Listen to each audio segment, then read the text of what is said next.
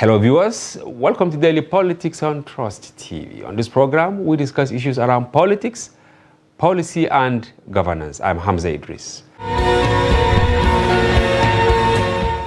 Welcome back, Chief. Once again, welcome to our studio. Maybe we'll start with the big news of the day so far, because President Tinubu, met with service chiefs in the villa, and of course, he appointed them, and then few hours later, he jetted out of the country. What are your expectations, apart from expectation of President Tinubu from the service chiefs? Thank you very much. If you look at the way the new President Bola Ahmed Tinubu, has carried on in the short period he's been in power, you can just a month. Just a month. You can notice a different kind of body language. His body language shows that he knows the way. He knows the onions. The onions, and knows what to do and at the time to do it. And if you look at his choice of the Chief of Army Staff, for instance, this is somebody he knows very well, knows his capabilities. And even though you have the other service chiefs, you have the Chief of Defense Staff. Yes. But you know that the Chief of Army Staff has more troops. It's like the garrison commander, or garrison general. Yeah, because I won't have to go to the other three.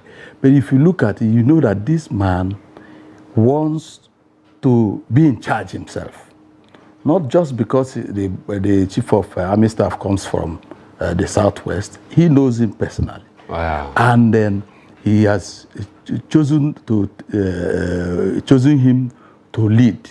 And he, the president, is not leading from the back. Yes. So he has studied, and again, President Tinubu is a man who has spent time studying. He's a man who is interested in showing a difference. I can say that he was hungry to be president. Yeah. He cannot. And he nurtured the ambition for decades. It's not as if somebody, we have had presidents who say, oh, I was roaded into office. I didn't want to be. Tinubu wants to be president, and Tinubu has something to show. And he said he shouldn't be pitied by anybody. He asked for the job. He asked for the job. Are you satisfied with the selection of all the service chiefs? Oh, yes, for now. You think it's clearly representation of Nigeria? Oh, yes. He's not done. He's not done. I mean about the service chiefs. For service chiefs. Everybody's because President Buhari was actually accused of concentrating all the offices. That's another kettle of fish, really. It was obvious. And now, the Southeast that was always shouting, nobody's saying he doesn't like the beginning of Tinubu. And I tell you, if there's another election tomorrow, Tinubu is going to win hands down. Because now you're from the Southeast. Yes, I am. Sir, do you think without using lethal force, maybe insecurity, because they have been carried along now, yes, do you think this is a signal of peace in that region? There's going to be peace. All right. There's going to be peace, no doubt, because I believe that Tinubu knows the onions. Tinubu knows what to do to diffuse the tension in the Southeast. Yeah. He's not a stranger. Tinubu's son, let me be personal now, he's married to an Igbo girl. And Tinubu doesn't hate Igbos. I know, I'm not saying I believe, I know. So you are in-laws? That Tinubu has some good plan for his in-laws. Okay. Let us put it that way. All right. Going forward, of course, you are a member of the National Caucus. Yeah. And you are going to meet on 10th ahead of the National Executive Committee. Caucus, what role does caucus members play, in party affairs? The caucus is a bridge. And the National Convention is the parliament, is the be all and end all. After that, it becomes law, because these members of the National the NEC. Yes. Yeah, they represent up to the grassroots level. Wow, starting from governors. Yes. So if in some parties, in fact, we started with having the NWC, yes, which is the body that sees to the day-to-day National Working Committee, just as you have SWC, that is State Working Committee. So when they mute an idea, when there is something to add to our laws or a project to be carried out, they will bring it to the National Caucus. Oh. After the National Caucus, it goes to the NEC. So it is the National Caucus, or in the case of Board of Trustees, the National Caucus really, that will fine-tune it and agree with it. But the idea first comes from the National Working Committee. Yes, because when you look at it critically, when APC took over in 2015, yes, this BOT thing, yes, Board of Trustees, wasn't really there. But it was there. But very lanky. I don't know. But then at a point too, it was decided that APC was now going to have an elders council. Aha. Because Board of Trustees is also an advisory board. Yes. Advisory board. So it has been changed to the elders council. Okay. So what we have strongly now is the caucus. But do you foresee you and many other members of the caucus playing more vintage role in the Tinubu administration? Because obviously it is believed that you are not really strong, I don't know, sorry to use this word, during the Buhari administration. Yeah, you see, because of his understanding of handling party affairs. Good. The luck, I tell people, the luck we have in Tinubu, yes, is that Tinubu has, it's not all that a systems man. Okay. Tinubu has been a member of opposition right from the Abacha days, the Babangida days, even while he was governor in Lagos. SDP, he was not part, yes, even while he was governor in Lagos, he was not part of Obasanjo's kitchen cabinet. At all. He was always opposing some of the policies. And he was really roundly punished for it. And now, even some of us who are his friends, at a point, we say, let him go and practice, let him go and practicalize these ideals. Okay. All right? So you find that our expectations is that Tinubu is going to do well. He's a man who has experience. He has something to point to. Yeah. Lagos is where something to point to. As an example. As an example. As an example of the ideal. Of the ideal, of what he can do. All right? I even think that Tinubu should have come a little earlier. But that... okay, maybe in 2015? No, it should have come earlier. But 2015, my party still won. Yes. Don't put words into my mouth. I mean, I was thinking whether you prefer him to Buhari. No, but Buhari has had his turn. Okay. If he didn't have his turn, even people like me, I would have been saying, oh God, where is Buhari to come and save us? Oh my God. But thank God he has had his share. Nobody will ask for Buhari again. We have seen his best. So what I'm saying, Tinubu, if Tinubu doesn't do well, I'm not like Bode, I won't go leave Nigeria really. Okay, what will you do? Because I want to write it. If Tinubu doesn't, if he doesn't do well, yes, I might step aside as a politician. I hope you will not say you will commit suicide. No, I will not commit suicide. So I will take a break. Okay, you'll take a break. I will take a break. Meaning you are changing what you said earlier, because you say you will step aside. Like you want to be like Babangida there, because Babangida, when he was forced to... But if Babangida is somebody to use as an example, yes, he stepped aside, and he's stepping aside in the end meant retiring. But you know, but he contested for the president, you know, at certain time after he stepped aside, and that was when we now gave. I mean, we got the true definition of stepping aside. But but for how many years will you give Tinubu this holiday? I mean, to perform that. If he didn't perform, you will now step aside. Is it after his first tenure or? No, 3 years into his first tenure. Wow. I will not wait for the 4th year. So from year 3, we will see the other side of you. Course. You will keep defending him from now to. I will be back here if you permit me. Certainly. After 100 days, if you don't see something that will show you that we're on the right track. After 100, he's just done 30 days. Is it that we should hold you to account if price of petrol did not come down in the next 100 days, or price of gas did not come down? Price of petrol doesn't really have to come down. That's not what APC is promising. Okay. What APC is promising is that hardship will soften. Meaning that the purchasing power of Nigerians will increase. Sure, if salaries are increased, if palliatives are provided. You see, this issue of petroleum subsidy is an issue.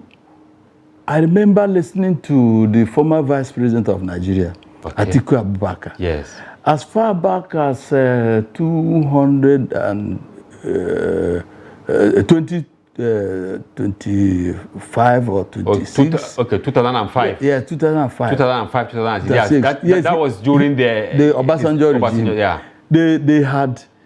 They had proposed removing the subsidy in a phased manner. That's what he said. Yes. What am I saying? What I'm saying is that there is no Nigerian politician who hasn't toyed with the idea of phasing out subsidy. Yeah. Even the international monetary institutions like the World Bank and IMF, they have been here. They have told Nigeria that if subsidy is not removed, there will be no noticeable growth. But Chief, I'm honestly having some concern about the attitude of these international organizations because, of course, they push Nigeria to remove it. But just last week, they issued a statement that the removal has actually plunged more Nigerians into poverty. Yeah, but I told you about phasing. All right. Meaning that Tinubu really rushed. No, the time for phasing has gone. Okay. If you had phased it in 2005. Yeah, as you rightly said, yes, that's Obasanjo. 20 years during Obasanjo. By now, it would have been meaning they ought to have history. They ought to have fixed the infrastructure. They have rail, we have good roads, and they revitalize the refineries and all that, and things like that. So it will have been easier for Buhari and Tinubu to remove it completely. Remove it completely. But then, what the president thinks now is that if he gets into office and begins to negotiate, he will never get off the ground to do what he wants to do. I'm touched as a person by the sudden action. Sudden because he said it, he confessed that it wasn't in his speech. But I think Nigerians should give him the benefit of doubt. You think he will deliver? He will deliver. Nigeria has had you over the, you spoke on camera, and we will hold you to account on that. Welcome back. If you are just joining, you are watching Daily Politics on Trust TV. Do well to follow us across our social platforms on Facebook, Instagram, and watch us live on YouTube. The demolitions in Kano is still on.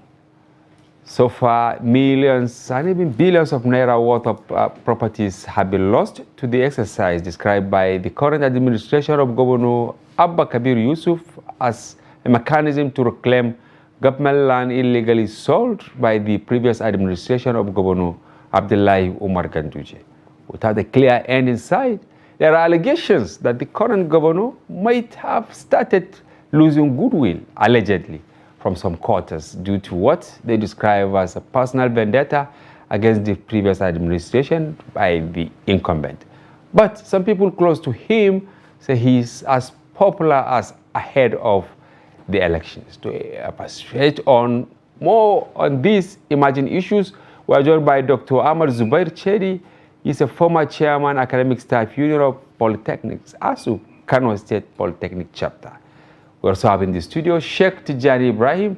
He's an Islamic historian from Kano. Gentlemen, welcome to the program. Welcome. We're happy having you in our studio. Dr. Zubair, we brought you purposely to the studio because where you teach is one of the contentious areas, the Kano State Polytechnic. What really happened? Because you also led demonstration during the exercise, during the Ganduje administration, when there were moves to actually encroach into that environment. Yes. Kano State Polytechnic was established in 1976. 1976? Yes. And one of the objectives of establishment of Kano State Polytechnic is to provide training, research in science, technology, commerce, humanities, and any other sphere of learning. So every year, the population of the students are increasing. Then there is need for additional classes, theaters, lecture rooms, and toilets. So in around 2018, then so many programs were mounted. Then we need additional classes and other facilities. Therefore, a letter was written to His Excellency Executive Governor that we need development in the areas, that's in our land, where we are going to open the new programs. But unfortunately, instead of developing the land, then the land was sold. But how do you mean? You increase the number of programs in the Polytechnic. And of course it has land, and you now wrote to the governor that, okay, we have introduced more courses and we need facilities to start the programs, right? Yes. So instead of now building maybe lecture theaters, laboratories and all that, something different happened. Yes. We are informed that the government was planning to sell the land. So we followed the issue amicably through writings and meetings of the government official, but unfortunately the government continued with its plan. Then later, 2 days after meeting with the management, then we saw beacons demarcating one plot from another plot, about 123 plots. Wow, within the university? Yes, within the Polytechnics, within the boundary. Yes, within the boundary of the Polytechnic. Yes, and 100 by 100 feet. Wow, that is huge. Of course. So at that time, so we followed all the measures that to make sure that the government received its decisions, but unfortunately, it failed. Therefore, then we decided to make a demonstration process so that people, the general public, can know and can intervene. So we invited about 21 journalists from print media, radio stations, and television stations to witness and then to communicate to the general public. That is what is happening in the Kano State Polytechnic. But unfortunately, the government didn't receive its decisions. Then we advised those who want to buy. We told them, don't buy the land, because the land is owned by Kano State Polytechnic. One day there will be a time when the land will be reverted to the Kano State Polytechnic. But unfortunately, they didn't consider our advice. So they went ahead also then to purchase the land. You were the chairman of Academic Staff Union of that institution. Were you not scared when you spearheaded the demonstration? Of course, we were intimidated and victimized. Even one of the principal officers from the management of the Polytechnic was victimized just because of supporting us in the platform of the WhatsApp. He just supported us, not even participating. Wow. He was removed from his office. And me, myself, as the chairman, they tried to force me out of the school to the ministry. But because at that time it's only 1 month to the second election, that's to my second tenure. But they said that since it's only 1 month, let him fail the second election. So the government tried then to make sure that I didn't win the second election. And so the government also participated in the election indirectly? Of course. But you won? Of course, I won. And that was the first time when somebody was elected for the second time in the history of Kano State Polytechnic. Nobody has won elections 2 times. Now, the space in the Polytechnic, which were allocated 123, 100 by 100 feet, have they erected structures there? Of course, they've erected. They built houses and small-scale factories for producing table water and sachet water and block industry within that polytechnics. Is it the same place we call Salanta? Or? Yes, it's around Salanta because it's Salanta by west, that is by south, by north is along Buke Road, by south is by west is along Sheikh Jafar, then by east is along Yahagusa Road. Wow, Sheikh, let me come to you. It's like your area of interest is what happened at the Hajj camp. Of course, you have interest across Kano, but you are disturbed as a historian. Can you shed more light why you have problem? Because every society needs development, and if shops were created around the Hajj camp, does that amount to encroachment? Well, initially, the Hajj camp was established by Emir of Kano, Bayero, the grandfather of the present Emir of Kano, when he came back from Hajj in 1938. What? In 1938. That's about 80 years ago. Okay. After coming back from Hajj, he established the Hajj camp because of what he saw on the road, Sudan, Chad, and Saudi Arabia.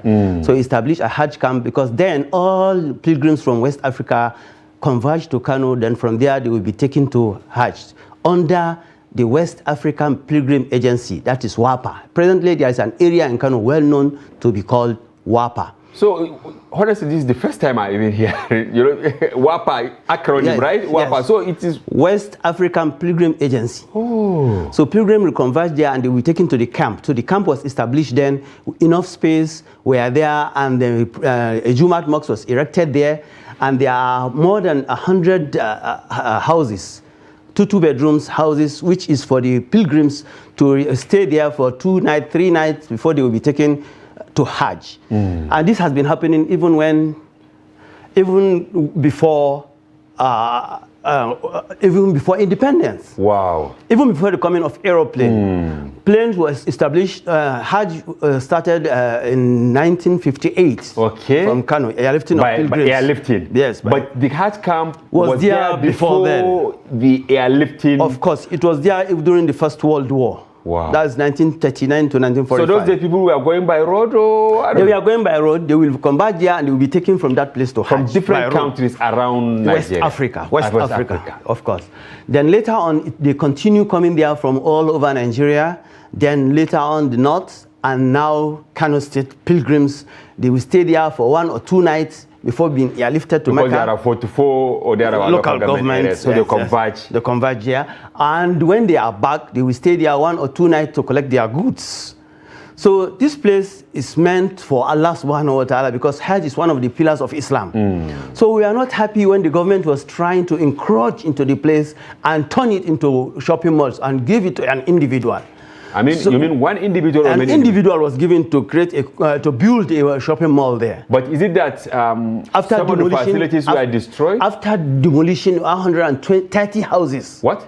132 two-bedroom houses were destroyed. With a Jumat mosque was destroyed there.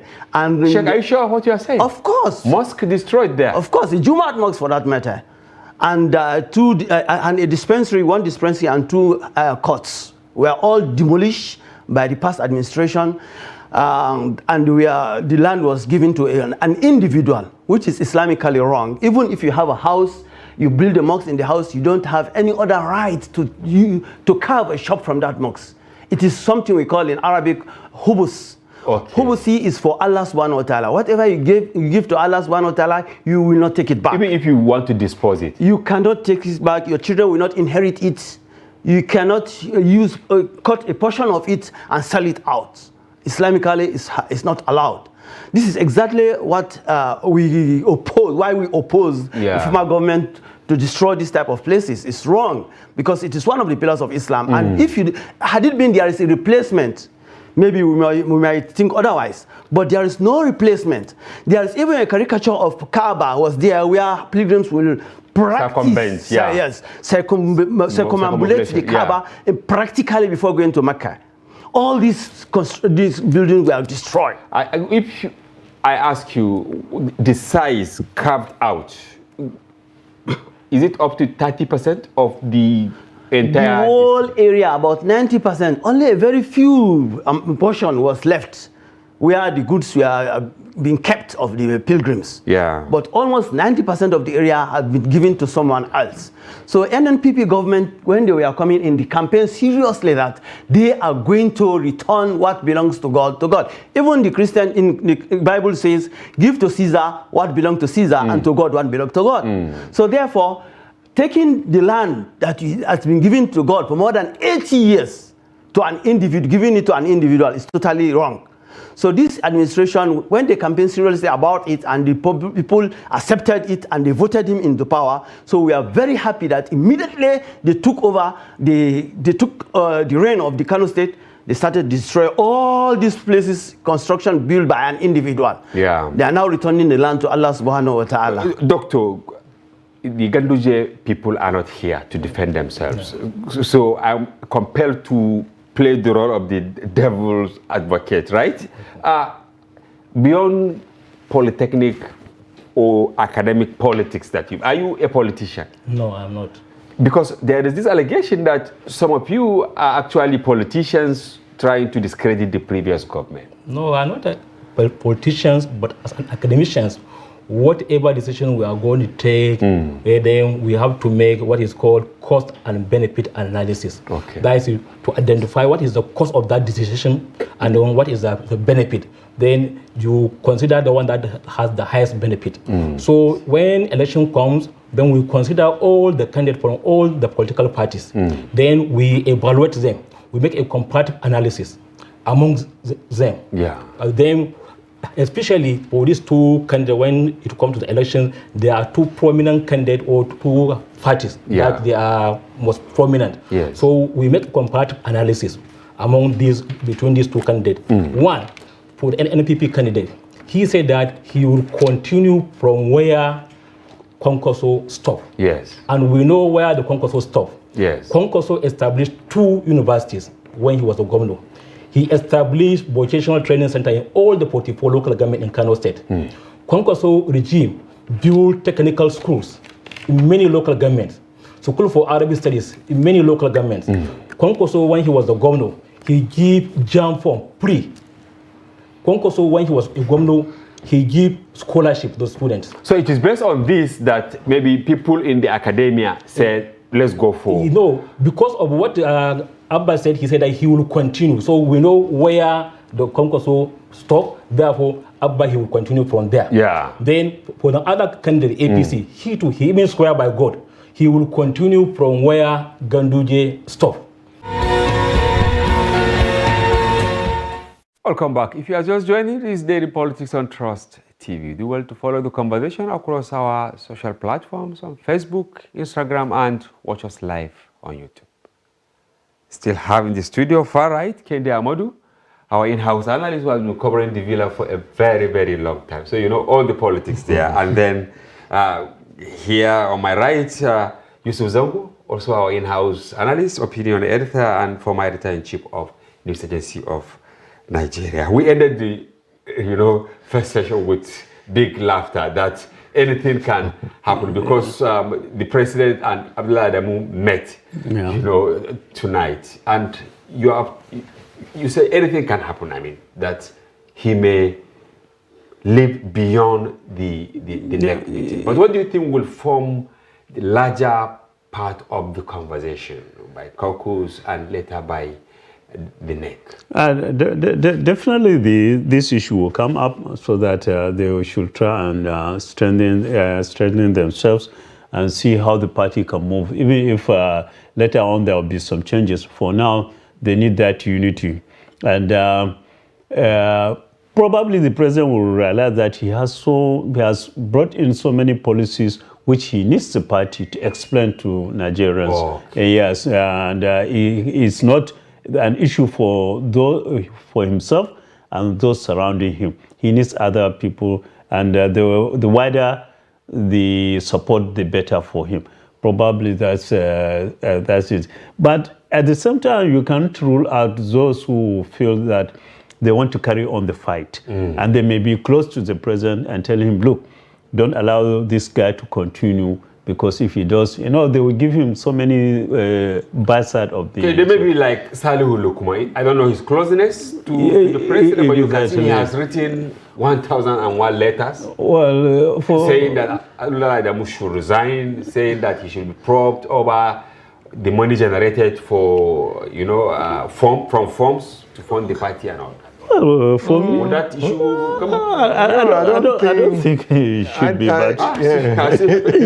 Honestly, because the Salihu Lukman has been in the center of all the controversy. Even during the when he was the director, DG of Governors Forum, and even at that position, he was saying so many things, and people were even wondering. Under what exactly, and I believe he had forces behind him to be making those statements and surviving. Now he's in the core of the party, being a national vice president, the Northwest. So he will just continue, and he will think that those were the reasons that brought him to where he is now. Okay, finally on this from you, Kende, what do you think the president should do to reduce acrimony within the ruling party and face governance squarely? I think he should just face governance. The issue of acrimony will not go down. It will not? Based on your experience? Yes. APC is a marriage of too many divergent forces, interests. Yeah, so he should just maintain a middle line. No. Despite all they said about President Buhari, that was one of his gifts. Okay. He knew how to turn his face away from the distractions. So he deliberately did not... They say he wasn't a party man. That was how people describe Buhari. Yes. Maybe because he don't want their trouble. Because as president, a lot of people, different people will come to you and say they are beat. And, according to those that met with him, he won't say a word, he'll just look at them. When you finish, you say, I've heard you. Oh and my then God. So you don't even have any takeaway. You don't have a takeaway. You understand? So yes. I think that would work. Yeah, that would work. Because Nigeria has too many interests. You see that even in the mix, members of the opposition are also coming to see the president. Exactly. Yes. For instance, former Senate President and former Secretary to the Government of Federation, Ayim Pius Ayim. Yes. And Olisa Metu, the former National Publicity Secretary of PDP, both came to see the president. What were they doing there? Well, I wouldn't know. I mean, better ask I hope this man would not. Maybe he asked one or two questions. Something that we don't really know. Why are all these people going? We saw Konkoso by NPP. Yes. Some people from a later party. Sunusi Lamido Sunusi was there. The technocrats, the opposition, the traditional rulers. Ministers have not been. Almost every other person. Ministers have not been appointed yet. Exactly. Okay. Heads of chairmen of boards of members of boards of parastatals have not been appointed yet. There are a whole list of things. And so do you think he will pick the metals? Everybody must make a play. The pious arguments they can all make. At the end of the day. The APC, especially those around the president, will say it's going to be government of national unity. Exactly. But I hope the ship will carry all of them, so that they will not add to the crisis within the APC. You said the APC, strange bedfellows. Now, by the time you bring all of these, I don't know how it's going to play out. No, out. It's better in the presidential villa because of the security structure. Not everybody can enter. So after a while, many of the APC members complained that they all escorted the former president into villa. Yeah. And then he shut the door against all of them. But now, who will actually talk for Nigerians? You can see the politicians, they are on merry-go-round. Inflation, no palliative. And who will talk? Will you talk on behalf of Nigeria? Rising cost of living. You can see people can't even go to work. Yeah, that's the truth. But I think the reality in this country, which I keep saying, is the fact that for now, I think Nigerians have to bear with what they are having. The merry-go-round around the politicians? Yeah, the politicians don't bother for now. Oh my! Because they have access to what remains of the subsidy. Well, just a typical example. One example I will give you is the fact that this since the removal of fuel subsidy, none of the state government has done anything to cushion the effect of this locally. They don't need to wait for the federal government to do it. They can do it locally, except maybe the Borno State government, which came Borno. Yeah, which came Edo also.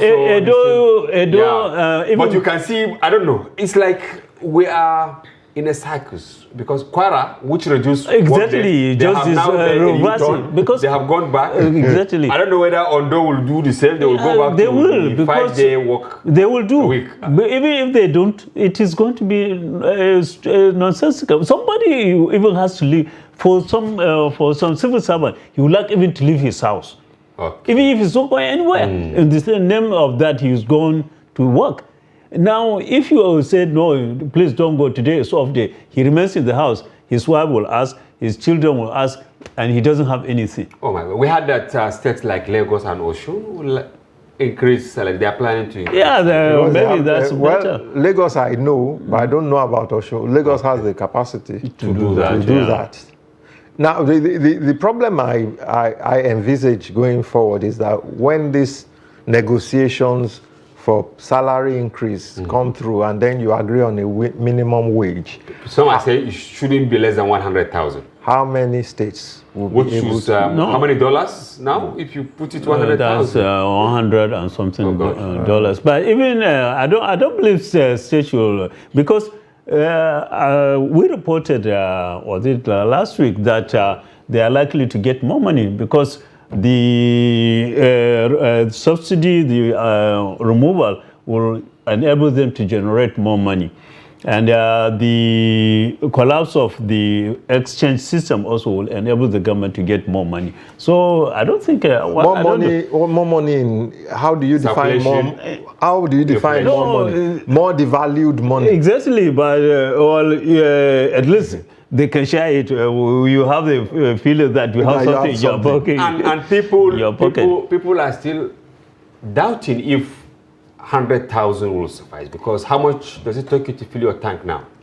Mine is almost 30,000. I don't want to think. And from where you come, 30,000. Meaning you have to fill your tank how many times a week? At least if I fill once a week, it takes me. And it's 25,000 maybe. No, 30,000. 30,000. So in a month you need like 120,000 to.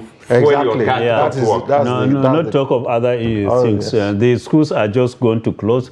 The school fees will be And you are actually upper middle class. You are also upper middle class. No, I don't think there is no middle class anymore. Have we wiped them out? Have we wiped ordinary Nigerians out from the system? Unfortunately, so we'll bring them back to life.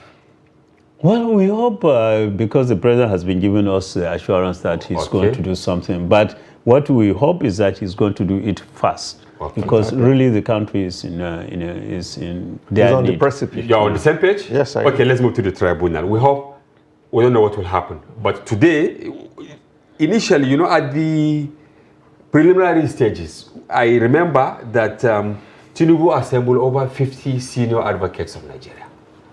Peter Obi, too, Atiku, but today, for instance, they have closed their case, right? Yeah. What is your take on all the pomp and pageantry around rallying senior advocates of Nigeria? That was an overkill. Wow. Just a show of, what the military calls show of force. That was just a show of force. Okay. But it goes down to the basics. What's the case about? I think maybe he assembled 50 for an overkill.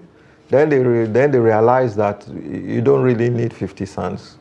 The case is it that they did all the legworks? I mean, all the sons before his lawyer. We've been having this kind of thing in this country right from the word go. You assemble all. You remember the Labour Party lawyer when he was going to inspect the electrician material. Yes, at INEC. At INEC, he went with 100 lawyers. 100. 100 to do what? This is something that he can send his juniors Maybe to it's do. a show of force. That's the kind of thing. I think in this country we believe in so much drama, not the real aspect of it. Actually, they said they were PDP and LP said they were calling more than 100 witnesses. They ended up with 27. So it's not even surprising. Were not no, there. they discovered that they were not relevant to that. When it comes down to reality, to scratch, you understand. Then the court processes kick in. Yeah. Then some of your evidence may not even be relevant, or even be accepted. Exactly. And maybe those pieces of evidence are what you are building your case on one part of your case is on. So once they defeat that or they refuse to accept it, you can't do anything. You can't do anything. They have to fall by the wayside. Now to the specifics, for instance, you know, Obi accused Tinubu of not having qualification. Yes. Right? And when his lawyer presented their own side of the argument, you know, they tendered his qualification, you know, from the United States. The same with, you know, other allegations. Are we not belittling ourselves, talking about qualification of our leaders? President Buhari, in my mind, you know, he reached the peak of his career as general. And, you know, when he won, this was in 2015, part of the challenge taken to court was that he doesn't have secondary school certificate. Someone who reached the zenith of his military career. No, I don't. Was military head of state. No, I don't think it is that. Okay. The issue has to do with the law. The electoral law provides the minimum qualification. Yes. So if Tinubu decided that the minimum is secondary school, is it? With all his degrees at Chicago and wherever, he decided, look, I'll just present my school leaving certificate, secondary school. That's the end of it. Yeah. But if he decided to say, okay, I'm also want to present my degree certificate, then it's subject to challenge also. Welcome back. Yashek, I'm starting with this question because it's the talk of the town now, the retirement of over 100 generals. And you wear quite a number of caps, you know, as a cleric, someone who has also played key role in bringing peace in the country, and you also served in the military. Is it really normal at every transition that you retire high-profile generals from the Army, Navy, and the Air Force? As you have already said, something that started when the new dispensation or the political dispensation started in 1999, whereby these positions are politicized. They have lost their professionalism. People look at their regional affiliation, ethnic or religious inclination, not only the qualified professional acumen that is supposed to be of such an institution. It's very unfortunate. It's a very bad development that we lose officers after training them. Some abroad, you know, spending a lot of money to train them on different kind of warfare. Then suddenly, because of ethnic, religious, or regional consideration, we have to retire with appointments a lot of officers. You see, the hierarchy in Army does not allow a junior to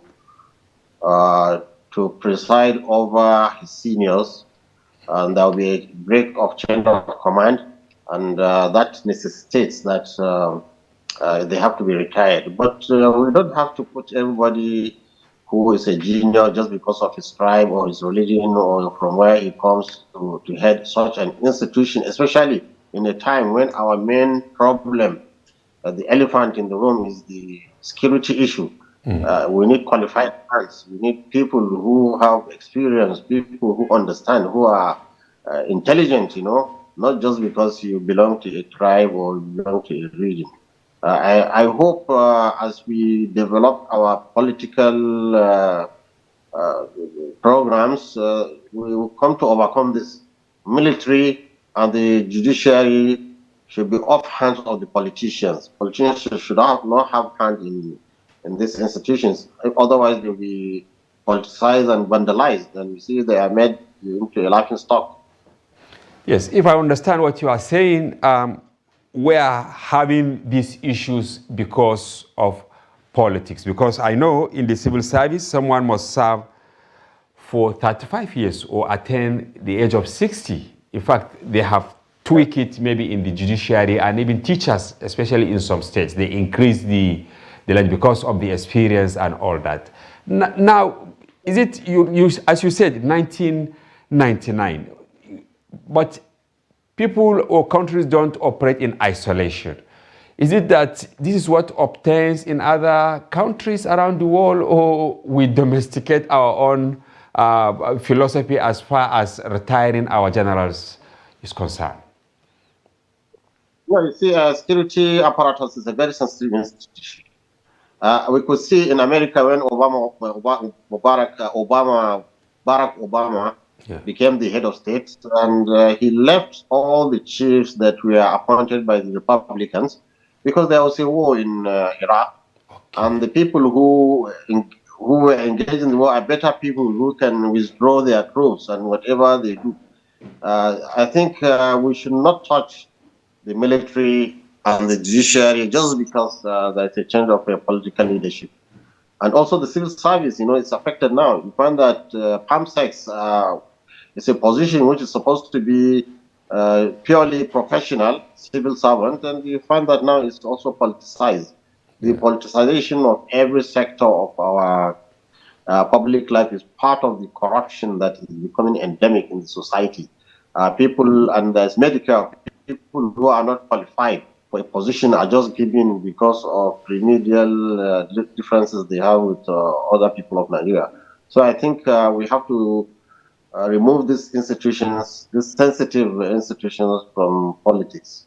Yes, while we were conducting research for this program, we found out that in 1999, at the first instance, former President Obasanjo retired over 90 generals. And Adua, who wasn't there for a very long time, over 40.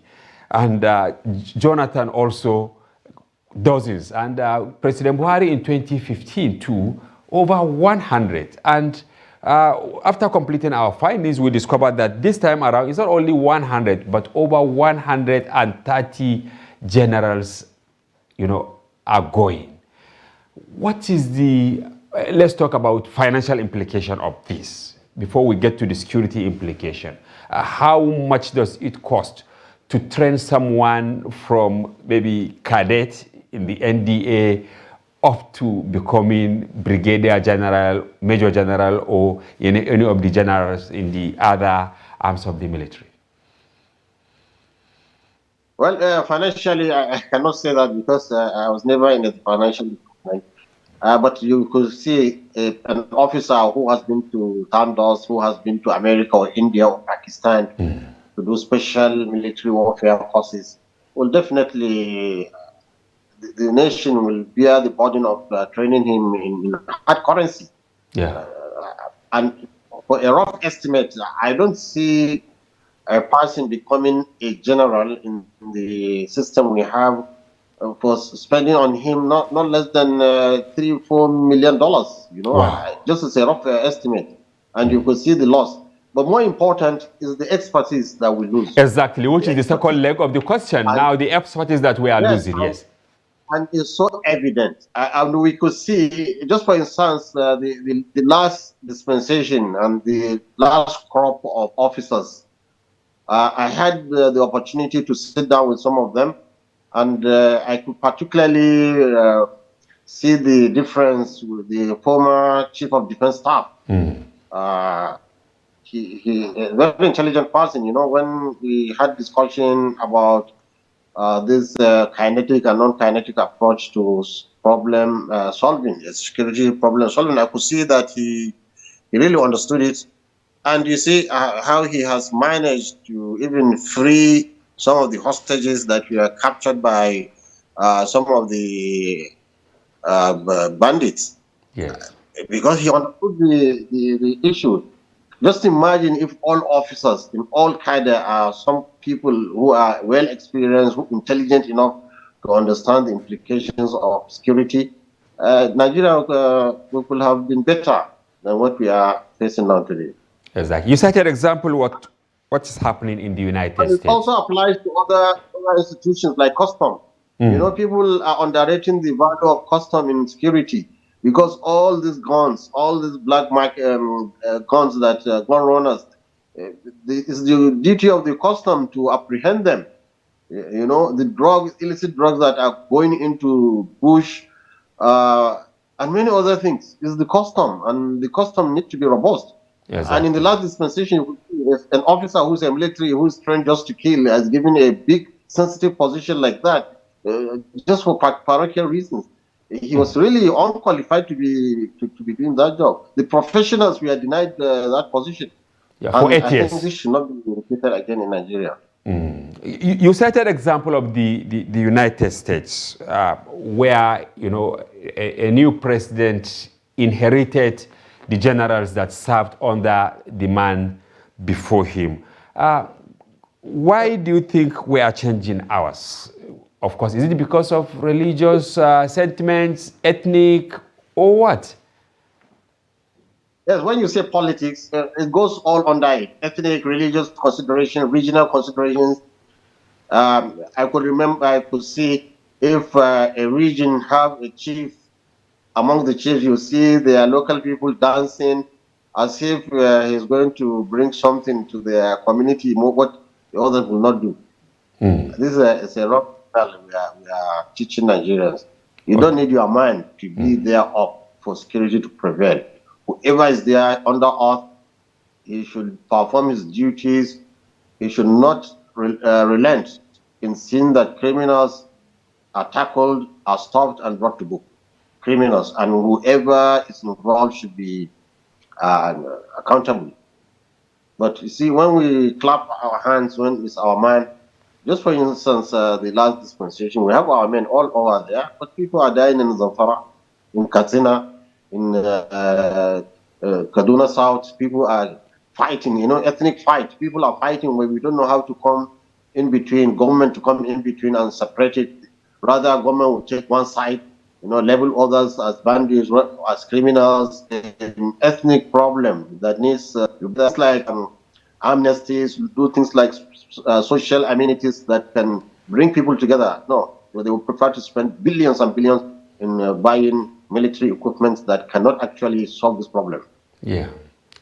During the President Buhari administration, you were famous in trying to address the problem across Nigeria, because it's not just about Northwest where we have banditry till date.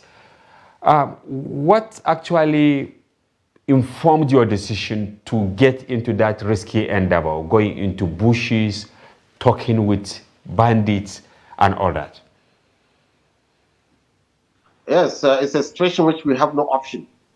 We cannot just fold our arms and see the whole nation bleeding when we can do something to stop it. The moment I realized it's not just about criminality. You see, when you have more than 20 people with guns in the bush attacking, it's more than criminality. There's something on it. And this is what we try to investigate. After our diagnosis, we realized, okay, it's a farmer had a clash that metamorphosed into all what we are seeing.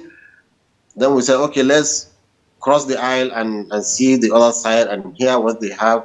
Maybe the government and the security forces can benefit. And we make sure we don't go to meet them without the presence of some security elements, so that they can also understand from what these people are saying, something that can assist them, especially in the non-kinetic approach to conflict resolution. You actually covered a lot of ground, because I know we've been following you, interviewing you, but at a time, is it that you got frustrated that you hands off the intervention, or what really happened? Yes, you see, when we tell the government to do A, they do B. They do the opposite. One, we told them, let's sit down with these people. They are ready to gather all together, all of them. In fact, we were able to gather most of the commanders that today we are suffering from. Let's gather them together, sit down with them, put a plan, an action plan, and do to them what we did to Niger Delta, and we could see the result. One is their rights. They have right for education, the right for a life of dignity. They too have their humans. Let's bring them close, but the government will do the opposite. Before we call them bandits, now we call them terrorists. And what we fear is that, yes, we cannot deny, as a Muslim scholar, I cannot deny that some people use religion. In fact, religion has told us thousands of years that, yes, we will have terrorists. The Prophet ﷺ told us that we have youth coming at the end of time, killing people, who are not supposed to be killed in the name of God. We have it in the Quran. Quran is telling us. We know there is religious terrorism. Islam is not immune. We have it with the Jews, we have it with the Christians, and Islam is not immune. We have terrorists, no doubt. But these people, the herdsmen, they are not terrorists. They are people thinking they are fighting for their rights. They are displaced from their lands. Their grazing reserve is encroached. And worst, if they have any case with anybody, they don't have mercy, neither from the police, neither from the judges, neither from the local emirs. Everybody is against them. Why? Because they have cattle. Everybody wants to take out of the cattle. And they're easily framed, because they don't have access to law, access to lawyers, access to educated people. So we find that, yes, we can go in, embrace them, but the government will always do something different.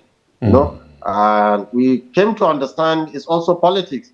It's a government which, if you are not on the same page with it, it also is paranoid. It's always thinking that, okay, this man is trying to outshine us, or is trying to expose our weakness, or is trying to do a negative propaganda against us. They don't look at the real intention.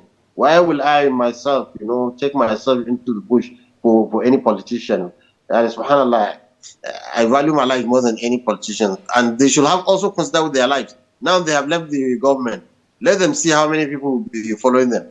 People even discard politicians once they lose their power. Why should I give my life to a politician which people don't even respect? Exactly, and that is the question, because people are still asking questions. If maybe President Buhari, who happens to be a Fulani, someone from the north, could not solve the problem at that time, what are the chances that a new government with a president from another part of the country will really understand the complexity of the problem and address it head on? And that is why we pleaded with you to come on the program, and we thank you for coming. But do you see any way forward with the new administration? Oh yes, yeah, they have, because they are starting from the scratch. I think they have all the opportunity now to take the right course. And I think by having the NSA and Nuhu Rebato, I think it's a positive step for us in this area. The only thing is, I wish and I hope he would not just be a figurehead like that the chiefs should cooperate with him, coordinate with him.